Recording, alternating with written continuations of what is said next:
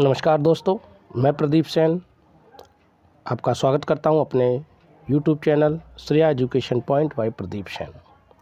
जैसा कि आपको विदित है 26 जून को वीडियो री एग्ज़ाम प्रारंभ हुआ, जिसमें प्रथम शिफ्ट का पेपर मैं आज आपको हिंदी का विश्लेषण, सबसे सटीक विश्लेषण मैं कराने वाला हूं। आपको सभी के आंसर बताने वाला हूं। तो जिन बच्चों ने एग्ज़ाम दिया था वो यहाँ से अपने प्रश्नों का मिलान कर सकते हैं। तो बिना विलंब की हम लोग शुरुआत करते हैं। आइए देखते हैं कितने प्रश्नों का आंसर आपका सही हुआ है। अपने हिसाब से आप लोग, और सीट चूँकि पेपर सेट वही था, क्वेश्चन आगे पीछे हुए हैं सभी के, तो देखते हैं, मैचिंग कर लीजिए। एक बार देखिए, पेपर इस तरीके का था। देखिए, ये रहा आपका हिंदी का। यहाँ से 50 प्रश्न आए हुए थे, जिसमें भाग 1 था हिंदी का, हिंदी परीक्षण एवं लेखन। तो आइए शुरुआत से हम लोग देखते हैं आंसर को।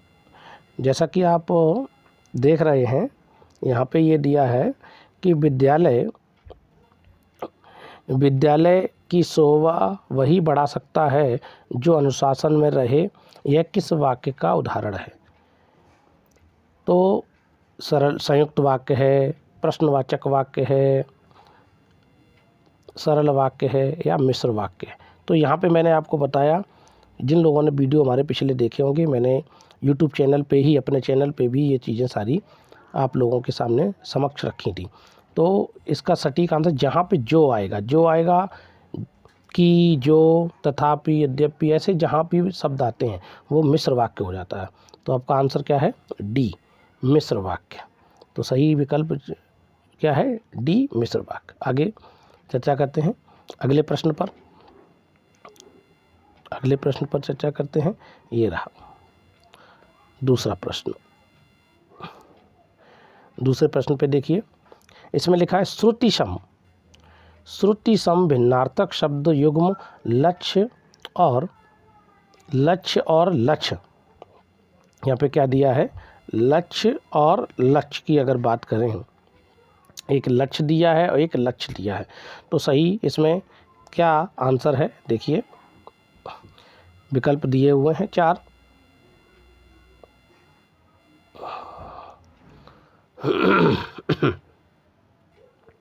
सही विकल्प देख लीजिए, लक्ष्य और लक्ष्य। तो लक्ष्य, एक ये लक्ष्य दिया है, एक लक्ष्य दिया। तो इस लक्ष्य का अर्थ क्या है और इस लक्ष्य का अर्थ क्या है?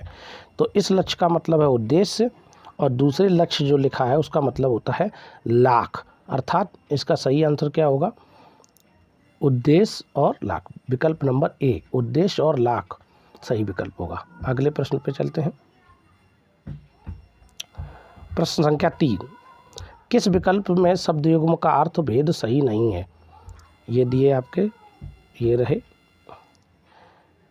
इसमें बताया है किस विकल्प में जो है शब्द युग्म का भेद सही नहीं बताया, पूछा है। अविराम सुंदर होता है, सुंदर के लिए इसका प्रयोग होता है, सुंदर। और अविराम शब्द जो होता है, अविराम, इसका जो अर्थ होता है बिना विराम के, यानी लगातार। तो यहाँ पे चूंकि अविराम दिया है और यहाँ स्थिर दिया है, तो ये इसका विकल्प नहीं, मैचिंग गलत है। तो आदि और आदि आरंभ होता है, आदि अभ्यस्त हो जाता है। अचल, अंचल, अचल जो बिना चले यानी स्थिर, अंचल क्षेत्र। अयस बदनामी होती है, अयस लोहा होता है। तो सही विकल्प आपका क्या है? अभिराम और अविराम। ये आपका अर्थभेद सही नहीं किया है। तो सही इसका आंसर क्या हो जाएगा? विकल्प नंबर आपका, विकल्प हो जाएगा आपका विकल्प नंबर ए। ये विकल्प आपका बिल्कुल सही है। अगले प्रश्न पे चर्चा करते हैं। निम्नलिखित में से कौन सा वाक्य संयुक्त वाक्य का उदाहरण है? इसमें संयुक्त वाक्य का उदाहरण आपको बताना है। संयुक्त वाक्य, तो संयुक्त वाक्य पे देखते हैं कि कौन सा संयुक्त वाक्य है। जो परिश्रम करेगा उसे सफलता मिलेगी, ये संयुक्त वाक्य नहीं है, ये मिश्र वाक्य है। जो और सो उसे से स्टार्ट हुआ, यह वही बच्चा है जो, यहाँ भी जो आया ये भी नहीं है। शाम हुई और गाय लौट आई, ये आपका संयुक्त वाक्य है। बगीचे में सुंदर फूल खिल रहे हैं, ये आपका सरल वाक्य है। तो सही विकल्प क्या है? विकल्प नंबर सी। अगला अगले प्रश्न पे चलते हैं। बा तजुर्बा प्रश्न है आपका, तजुर्बा। बा तजुर्बा में आपने उपसर्ग पूछा है, उपसर्ग। तो उपसर्ग क्या है? बात नहीं है, बा नहीं है, आ जुर्बा नहीं है। सही विकल्प क्या है? विकल्प नंबर ये डी। अगले प्रश्न पे, निम्नलिखित में से कौन सा वाक्य मिश्र वाक्य है? तो मिश्र वाक्य पे देखते हैं, मिश्र कौन सा है? यज्ञदत्त देवदत्त को व्याकरण पढ़ाता है, नहीं है, ये सरल वाक्य है। वह उड़ती हुई चिड़िया पहचानता है, ये भी सरल वाक्य है। उसमें ना पत्ते थे ना फूल थे, ये भी आपका मिश्र वाक्य नहीं है। मैंने सुना है कि, जहाँ पर की आएगा तो ये वाक्य आपका बिल्कुल सही है, यही मिश्र वाक्य है। विकल्प नंबर डी सही है इसका आंसर। अगले प्रश्न पे चलते हैं, प्रश्न नंबर 7 पे। निम्न में शुद्ध वाक्य कौन सा है? इसमें शुद्ध वाक्य बताना है। उसे अनुत्तीर्ण होने की आशा है, नहीं, आशा नहीं होता, आशंका होगा। कृपया आज का अवकाश देने की कृपा करें, क्योंकि यहाँ भी कृपा लगा, यहाँ कृपा लगा दिया, ये भी आपका गलत हो गया, एक ही जगह लगना चाहिए था। भारत में अनेक जातियाँ हैं, ये वाक्य आपका शुद्ध है, विकल्प नंबर सी। और काट कर फल बच्चे को खिलाओ, तो यहाँ पे ये काट कर फल ये बाद में आएगा। तो सही क्या है आपका? विकल्प नंबर सी, भारत में अनेक जातियाँ हैं।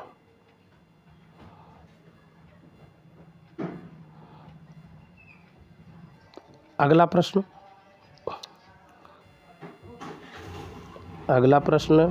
प्रश्न नंबर 8 पे चर्चा हम लोग करते हैं। ये रहा प्रश्न नंबर 8।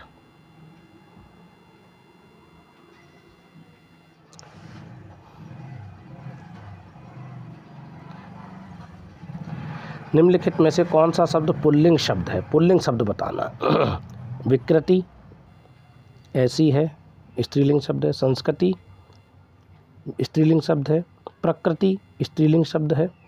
प्रकृति स्त्रीलिंग, संस्कृति स्त्रीलिंग, विकृति स्त्रीलिंग। तो सही विकल्प क्या है? दंपति। दंपति मतलब जोड़ा। तो ये आपका उत्तर सही है, 8 का सी। अगला प्रश्न, आडंबर का पर्यायवाची नहीं है। आडंबर शब्द का पर्यायवाची नहीं है। आडंबर का पाखंड है, ढोंग है, ढकोसला है। तो सही विकल्प है आपका दर्प। दर्प का मतलब होता है घमंड, घमंड या अहंकार।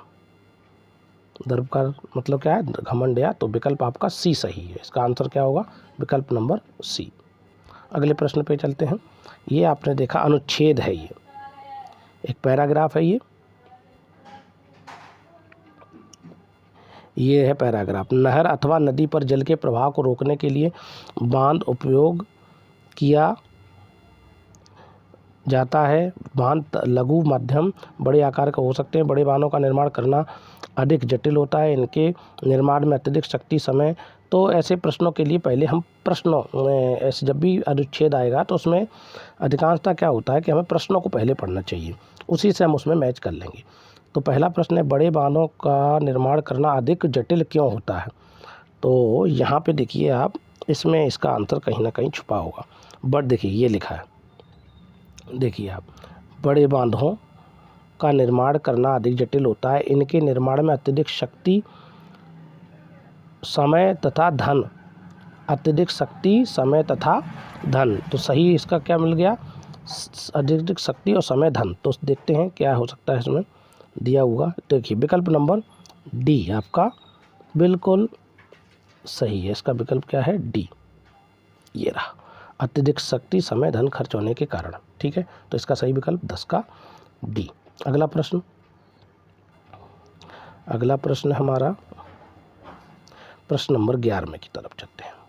ये रहा, जल की मांग यहाँ से इसको थोड़ा सा, जल की मांग क्यों बढ़ती जा रही है? तो आइए देखते हैं इसमें क्या आंसर कहाँ पे है इसका। जल की मांग क्यों बढ़ती जा रही है? देखिए ये लिखा है, इसमें लिखा है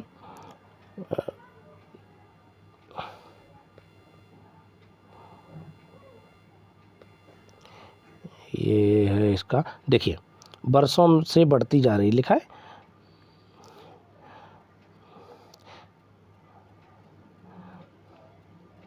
ये लिखा, वर्षों से बढ़ती जनसंख्या, औद्योगिकरण में वृद्धि, यहाँ से देखिए ये रहा, ये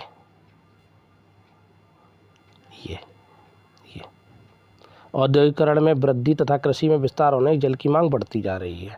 तो आइए विकल्प देखते हैं, हमारा विकल्प कौन सा हो सकता है। इसमें विकल्प देखते हैं, ये इधर देखिए, तो विकल्प देखिए यही दिया है, विकल्प नंबर आपका पहला ए सही है बिल्कुल। इसमें लिखा है वर्षा जल को मुख्यतः भवनों की छतों पर, ये वाला नहीं है, प्रश्न नंबर आपका 11वां ये रहा, ये है विकल्प नंबर, इसका भी पहला ही आ रहा है, औद्योगिकरण में वृद्धि, वर्षों से बढ़ती जनसंख्या तथा कृषि में विस्तार, यही आपका आंसर बिल्कुल सही है। अगला प्रश्न, जल संचयन वह है जिसमें, सही कथन से वाक्य पूरा करिए। जल संचयन वह है जिसमें तो ये आइए देखते हैं क्या है इसमें। जल संचयन के विषय में इन्होंने लिखा है,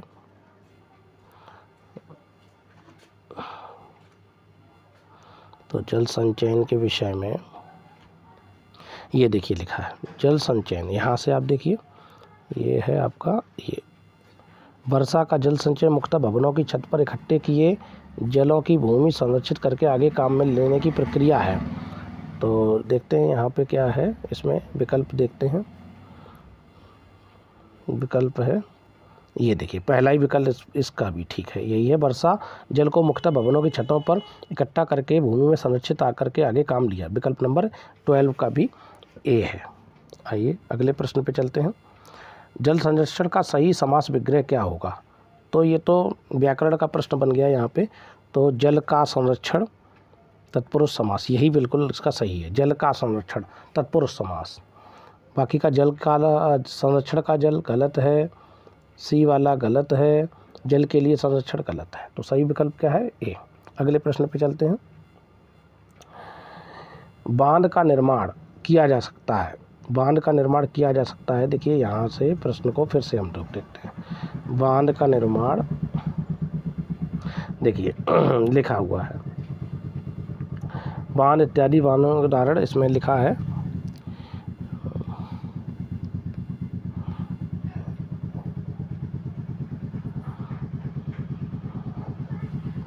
बांध के विषय में, इसमें इसके पीछे पानी की क्षमता होती है धकेलने का, ये इसमें ये देखिए लिखा है, यहाँ पे आपका मिल गया, बांध का निर्माण कंक्रीट, चट्टान, लकड़ी अथवा मिट्टी से भी किया जा सकता है।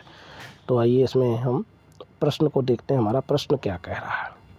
जल संरक्षण का सही समास विग्रह हो गया बांध का निर्माण, तो देखिए विकल्प आपका सामने दिया है, सी, कंक्रीट, चट्टान, लकड़ी तथा मिट्टी से भी किया जा सकता है, तो सही विकल्प हमारा सी है। अगला प्रश्न, प्रश्न नंबर 15, देखिए इसमें पूछा है कंठ से उत्पन्न होने वाला वर्ण पूछा है, कंठ से, जो कंठ से, तो कंठ वाला कौन सा है, विकल्प नंबर गा और घा, गले से, कंठ से जहाँ से आ रहा है, तो विकल्प भी सही है। अगला प्रश्न हमारा प्रश्न संख्या 16 पे चलते हैं, 16 में क्या है, प्रश्न संख्या 16 पे इसमें लिखा है, निम्नलिखित में से किस कवि काव्य भाषा ब्रज नहीं है, किस कवि की काव्य भाषा ब्रज नहीं है, तो ब्रज नहीं है, भारतेंदु हरिश्चंद्र, सूरदास की ठीक है ब्रज में, बिहारी लाल की ब्रज में, भारतेंदु हरिश्चंद्र, तो सही आंसर इसका होगा सी, विकल्प नंबर सी, मैथिली शरण गुप्त, सही इसका आंसर होगा मैथिली शरण गुप्त।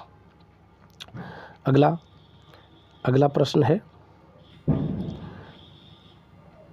मानसरोवर में किस कहानीकार की कहानियों का, तो मानसरोवर जो है हरिशंकर परसाई नहीं है, जयशंकर प्रसाद नहीं है, कृष्णा सोबती नहीं है, तो सही विकल्प है मानसरोवर जो है कहानीकार यानी प्रेमचंद की कहानियों का संग्रह है, तो विकल्प नंबर सी बिल्कुल सही है। अगला प्रश्न पढ़ते हैं, अगले प्रश्न पे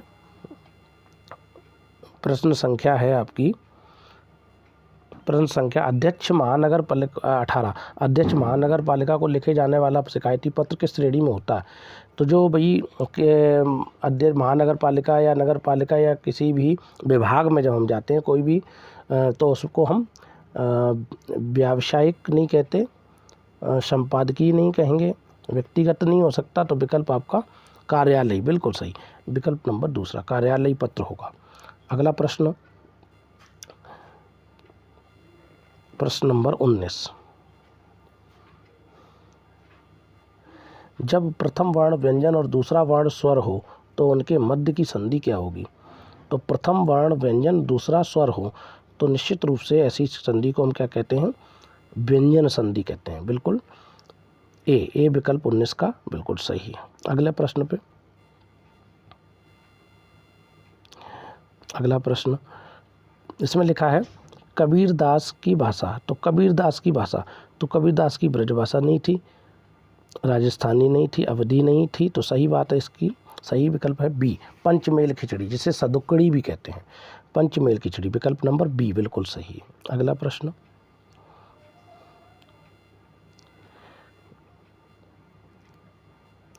एक भारतीय आत्मा को किन को कहा गया है? एक भारतीय आत्मा किन को कहा गया है? तो भारतीय आत्मा सुमित्रानंदन पंत को, माखनलाल चतुर्वेदी को, मैथिली शरण गुप्त को, रामधारी सिंह दिनकर को। तो रामधारी सिंह दिनकर नहीं है, सुमित्रानंदन पंत सुकुमार कवि कहा गया, मैथिली शरण गुप्त को आदि कवि, इसमें रामधारी सिंह दिनकर, सही विकल्प है इसका माखनलाल चतुर्वेदी। माखनलाल चतुर्वेदी को एक भारतीय आत्मा की संज्ञा दी गई है, तो विकल्प नंबर आपका ए सही है। अगला प्रश्न, संविधान के किस अनुच्छेद में संघ की राजभाषा हिंदी और लिपि देवनागरी है? तो अनुच्छेद 343, विकल्प नंबर आपका डी है। अनुच्छेद 343 भाग 17 का में हिंदी को राजभाषा का दर्जा दिया गया है। तो आइए अगला प्रश्न, प्राकृत, संस्कृत, अपभ्रंश, पाली, इन भाषाओं में प्राचीनतम भाषा कौन सी है? तो सीधी सी बात है, मैंने आपको बताया कि सबसे पहले कौन आई? संस्कृत, उसके बाद कौन सी आई? पाली, फिर उसके बाद कौन सी आई? प्राकृत, फिर उसके बाद कौन सी आई? अपभ्रंश, ये क्रम है। तो सही सबसे पुरानी कौन सी होगी हमारी? विकल्प नंबर डी, संस्कृत सबसे पुरानी है, संस्कृत, पाली, प्राकृत, अपभ्रंश, सही विकल्प डी। अगला प्रश्न, निम्नलिखित में से इसमें दिया है कौन सी रचना संग्रह ब्रज भाषा में है? तो ब्रज भाषा में इनमें से बताना है आपको कि ब्रज भाषा में कौन सी है। तो ब्रज भाषा के लिए देखिए, रामचरितमानस अवधी में है, ये तो अवधी में है भाई, अवधी भाषा हुई, रामचरितमानस अवधी में हो गई, ये अवधी भाषा में है, रामचरितमानस ये है नहीं, और पद्मावत भी अवधी भाषा में है, पद्मावत भी अवधी भाषा में है, तो ये तो अवधी में है, ये भी अवधी में है। कबीर ग्रंथावली, इनकी सदुक्कड़ी भाषा, ये भी नहीं है, तो सही क्या है? रसखान रचनावली जो है वो ब्रज भाषा में है, सही विकल्प सी। अगला प्रश्न, प्रश्न नंबर 25, प्रश्न संख्या 25 पे चलते हैं। हम चूड़ियाँ पहन रहे हैं, वाक्य किस काल का है? तो जहाँ पर रहा है, रही है, आएगा, रही है, वो आपका अपूर्ण वर्तमान काल, यानी इसी को हम तात्कालिक वर्तमान काल कहते हैं, तो विकल्प आपका होगा विकल्प नंबर बी सही। अगला प्रश्न,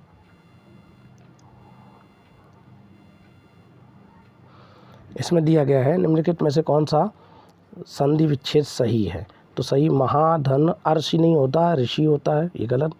महाविद्यालय, महाधन विद्या धन लय नहीं होगा, व्याकुल में नहीं होगा, वी धनाकुल होगा, मध्वरी में, ये आपकी यड़ स्वर संधि है, विकल्प ये डी सही है, यड़ स्वर संधि। मधुधन अरि, अरि मतलब शत्रु, मधुधन अरि, बिल्कुल ये संधि आपकी है यड़ स्वर संधि है। एड्स और संधि। तो विकल्प आपका डी बिल्कुल सही। अगला प्रश्न 27, निम्नलिखित में से अपादान कारक का प्रयोग किस में हुआ है? तो अपादान कारक के विषय में आप लोग जानते हैं। अपादान कारक क्या होता है? जिसमें अलगाव का हो, जिसमें दूरी हो, अलगाव हो। तो यमुना नदी से निकलती है, ये आपका इसमें नहीं हुआ है, ठीक है। तो ये आपका है अपादान। इसमें बिल्ली छत से कूदी, इसमें भी अपादान है। पिताजी कार से गए, चूहे से डर लगता है, ये भी अपादान है। सही विकल्प आपका है कार से गए। इसमें आपका कार से एक साधन का प्रयोग हुआ है, यानी ये आपका कर्ण कारक है। इसमें कौन सा कारक है? कर्ण कारक। तो आपका विकल्प सी बिल्कुल सही है। बाकी के तीनों अपादान कारक है। अगला प्रश्न है से किस कारक से पूछा है। तो से अपादान का भी होता है, से कर्ण का भी होता है। तो इसमें देखिए दिया भी है, अपादान दिया है, कर्ण नहीं दिया है। तो सही विकल्प सी है। समझौता में कौन सा प्रत्यय लगा है? समझौता में समझ धन औता। तो विकल्प आपका ए सही है। समझौता में ए औता। अगला प्रश्न निम्नलिखित में से व्यष्टि का पूछा है कि व्यष्टि का विलोम, व्यष्टि का हो जाएगा समष्टि। विकल्प नंबर बी बिल्कुल सही है। अगला इसमें कौन सा समास का प्रकार सही नहीं है? नहीं वाला। पंचवटी में दिगु है, ठीक है। विद्या भंडार में विद्या का भंडार सही है, तत्पुरुष है। पर्णकुटी और यथा वाला भी सही है, विभाव। विकल्प आपका सी, ये आपका गलत है। पर्णकुटी पत्तों से बनी कुटी, यानी इसमें कर्ण तत्पुरुष है। तो ये आपका द्वंद्व नहीं होगा, इसमें क्या होगा? तत्पुरुष होगा, वो भी कर्ण तत्पुरुष। तो विकल्प सी। अगला प्रश्न संख्या 32 पे चलते हैं। प्रश्न संख्या 32, इसमें लिखा है, पंक्तियां दी हैं। कबहू को हाँ यहीं रहेंगो, श्री रघुनाथ कृपालु कृपा से ते संत स्वभाव गहोंगो, जह लाभ यथा लाभ संतोष सदा काहू सो कछु न चहोंगो, परहित निरत निरंतर मन क्रम वचन नेम निवाहोंगो। पंक्ति में कौन सा रस है? तो देखिए, जहाँ पर ये रघुनाथ किसी संत की बातों, संत के विषय में बात हो, कोई संत बात कर रहा हो, संतोष शब्द आ जाए, ऐसे शब्द जो आपको एक अध्यात्म की तरफ ले जाए, तो वहाँ पर क्या होगा? शांत रस। तो इसका सही विकल्प क्या है? शांत रस। बिल्कुल सही, सी डी बिल्कुल का सही आंसर। अगला प्रश्न 33, लिखा है, निम्नलिखित में वो श्रृंगार रस पूछा है। तो श्रृंगार क्या? गिरता न कभी चेतक तन पर, राणा प्रताप का कोड़ा था। ये तो वीर रस हो गया भाई, इसमें वीर रस हो गया। दूसरा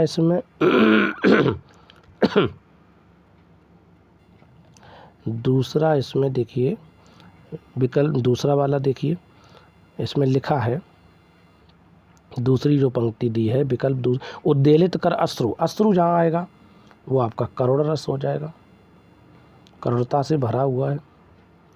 ये भी नहीं होगा, ये भी कट।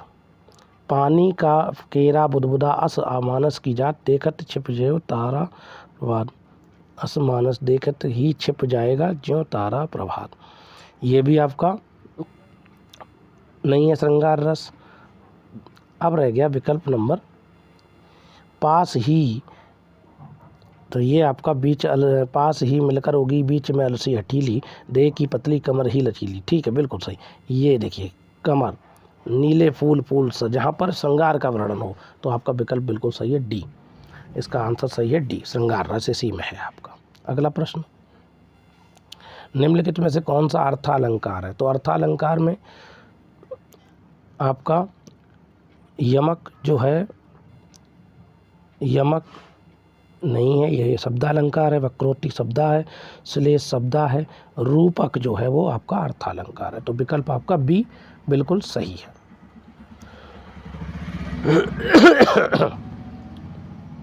अगले प्रश्न पे, निम्नलिखित में से कौन मौन संपन्न, इसमें दिया है मौन और संपन्न शब्दों के लिए सही विलोम। तो मौन का मतलब मूक और संपन्न का विपन्न। विकल्प नंबर दूसरा, विपन्न का मतलब होता है गरीब, तो ये आपका बिल्कुल सही है। मुखर, मौन का मूक, संपन्न का विपन्न हो जाएगा, और मौन, इसमें विलोम पूछा है तो मौन का मुखर हो जाएगा। मौन का नहीं, ये नहीं होगा, बिल्कुल ये गलत हो चुका है। ये आंसर, ये आपका आंसर होगा विकल्प नंबर सी, मुखर और विपन्न। ये सी सही है बिल्कुल। इसका 35 का विकल्प नंबर सी सही होगा। अगला प्रश्न, अगले प्रश्न पे चलते हैं। ये रहा आपका अगला प्रश्न नंबर 36 पे। 36 क्या लिखा है इसमें? निम्न किस वाक्य में सार्थक शब्द का प्रयोग हुआ है? सार्थक, व्याकरण जानने वाला वीर परशु नहीं होता, गलत है ये। क्षण में नष्ट होने वाला क्षतपूर्ति नहीं होता, जिसमें सबकी सम्मति हो, सर्वज्ञ नहीं होता, सर्वसम्मति होता है, बिल्कुल सही। जो बिना वेतन का काम करता है उसे अवैतनिक कहते हैं, तो विकल्प आपका डी बिल्कुल सही है। अगला प्रश्न, प्रत्युत्पन्नमति किसको कहा जाता है? ये वाक्यांश के लिए एक शब्द पूछा है। जो फिर से उत्पन्न हो, नहीं। जिसकी बुद्धि तुरंत में नई सूझ उत्पन्न करे, तो ये ही बिल्कुल सही है। जो तत्काल शांत हो जाए, ये नहीं है। तो उत्तर न देने की क्षमता, ये भी नहीं है, तो विकल्प आपका बी बिल्कुल सही है। अगला प्रश्न, निम्नलिखित में से कौन सी वर्तनी शुद्ध है? शुद्ध वर्तनी बतानी है, तो शुद्ध देखिए कई बार आपको ये कराई है। आशीर्वाद, ये गलत है आपकी, ये गलत है आपकी, ये भी गलत है। विकल्प नंबर ए सही है बिल्कुल, आशीर्वाद। 38 का ए। अगला प्रश्न 39, क्या दिया है इसमें? निम्नलिखित में से कौन सा पर्यायवाची युग्म सही नहीं है? सबसे ज़्यादा नहीं वाले आते हैं। तो सरोवर और पुष्कर, पर्यायवाची सरोवर पुष्कर ठीक है।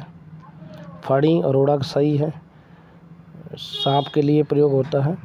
पुरंदर और अमरपति ठीक है, तो सही विकल्प इसका होगा बिल्कुल, ये गलत है। जलधि कहते हैं समुद्र को और अम्बुद कहते हैं बादल को, तो आपका विकल्प कौन सा होगा? विकल्प नंबर ए।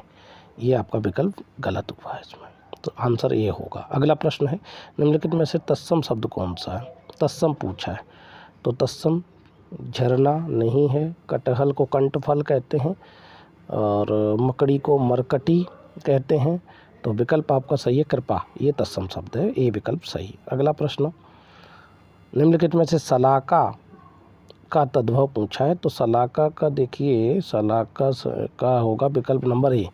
सलाका का क्या होगा? विकल्प नंबर ए सही है, सलाई। ये सिलाई नहीं, ज़्यादातर बच्चे सिलाई करके आए होंगे, तो सही है ए, सलाई कहते हैं। अगला प्रश्न, प्रश्न नंबर 42, निम्नलिखित में से तत्सम और तद्भव कौन सा है?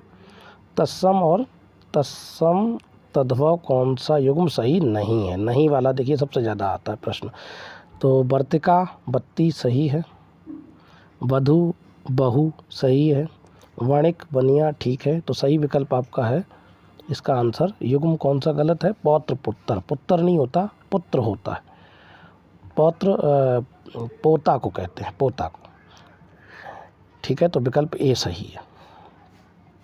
अगला प्रश्न 42, तरनि तनुजा तट तमाल तरबर बहुछाए, ये देखिए पंक्तियाँ दी हैं, ये आपको कई बार कराया है। तो तरनि तनुजा, ता वर्ण की आवृत्ति हो रही है, ता ता ता, देखिए, तो आपका विकल्प नंबर डी अनुप्रास अलंकार हो जाएगा। अगला प्रश्न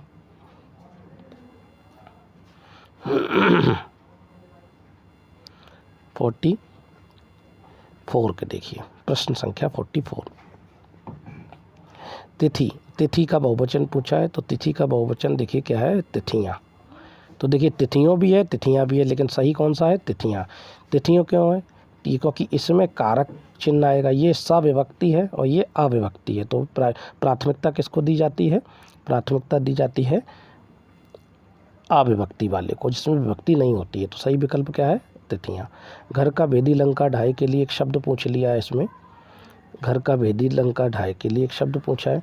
घर का भेद ना, देखिए जहाँ पर लंका आ जाए या वो शब्द ही जो उसमें दिए गए हैं वही शब्द आया तो वो तो कभी नहीं होगा। देखिए यहाँ भेद भी आ गया, लंका भी आ गया, ये नहीं होगा। आपसी फूट से लंका देखिए नहीं होगा। आपसी फूट से सर्वनाश होता है, घर का देखिए फिर भेद आ गया, घर आ गया, तो सही विकल्प क्या है? आपसी फूट से सर्वनाश होता है, विकल्प नंबर सी।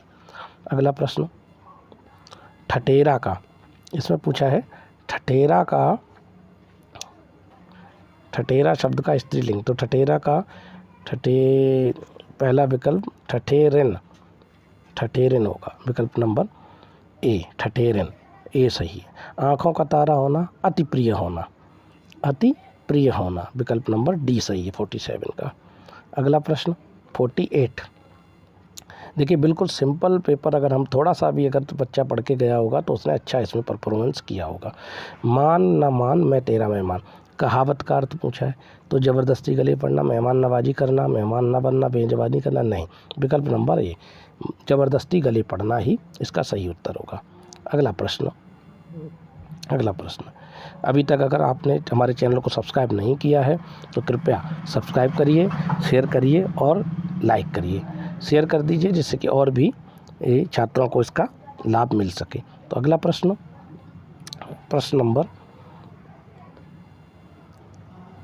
प्रश्न नंबर हमारा है 49।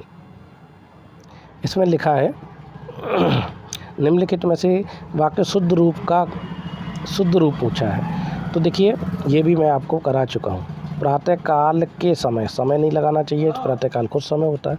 वन में प्रातःकाल का दृश्य बहुत ही, मन में प्रातःकाल का दृश्य बहुत ही, प्रातःकाल यहाँ भी देखिए, समय यहाँ भी आ गया, ये भी नहीं होगा, ये भी नहीं होगा, ये भी नहीं होगा, यहाँ भी प्रातःकाल के समय, तो विकल्प नंबर आपका बी बिल्कुल सही होगा। अगला प्रश्न, अंतिम प्रश्न, किस विकल्प में सभी शब्द तद्भव पूछे हैं? तद्भव, तो सुत, झरना, नयन नहीं है, गात, गणपति, ग्राहक, सहज, संजोग, समंदर, गात ये भी नहीं है, सहज, संजोग, समंदर ये भी नहीं है, छकड़ा, काजल, खेत, बिल्कुल विकल्प नंबर डी। छकड़ा मतलब सकट को कहते हैं, काजल मतलब कज्जल होता है, खेत मतलब क्षेत्र को कहते हैं, तो आपका विकल्प नंबर डी। तो आपने देखे हिंदी के 50 प्रश्न, ये अति महत्वपूर्ण प्रश्न एग्जाम में आए हुए हैं, तो 26 जून पहली शिफ्ट के। तो अभी इसके बाद में 26 जून का ही जो 3 से 5 में जो पेपर हुआ था सेकंड शिफ्ट का, उसका भी मैं इसी तरीके से आंसर बताने वाला हूं। तब तक हमारे चैनल को, अगर आपको अच्छा लगा हो तो हमारे चैनल को प्लीज़ लाइक, शेयर और सब्सक्राइब करना ना भूलें। धन्यवाद। अगला वीडियो अब 26 का सेकंड शिफ्ट का वीडियो में हिंदी के आंसर शीट, हिंदी के प्रश्नों पे हम लोग चर्चा करेंगे। तब तक के लिए नमस्कार, धन्यवाद।